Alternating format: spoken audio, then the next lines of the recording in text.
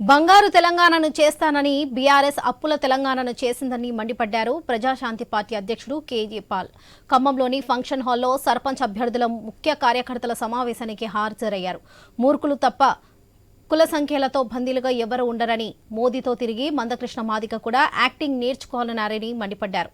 రాజకీయ నేతల పిల్లలే విదేశాల్లో ఉన్నత చదువులు చదువుతున్నారని, సామాన్య ప్రజలకు మాత్రం ప్రభుత్వాలు కనీస విద్యావకాశాలు కల్పించడం లేదని ఆవేదన వ్యక్తం చేశారు. ప్రపంచ దేశాల్లో లేని రాజ్యాంగాన్ని డాక్టర్ బిఆర్ అంబేద్కర్ రాశారని, చట్టం రాజ్యాంగం దృష్టిలో అందరూ సమానమే అన్నారు. రాష్ట్ర జనాభాలో ఎక్కువ సంఖ్యలో ఉన్న బీసీలు 78 ఏళ్లలో ఒక్కరన్నా ముఖ్యమంత్రి అయ్యారా అని ప్రశ్నించారు కేఏ పాల్. అధికారంలోకి వచ్చి సంవత్సరం దాటింది, 1,10,000 కోట్లు అప్పు పెరిగింది. ఇంకొక 10,000 కోట్లు అప్పు చేసేనా?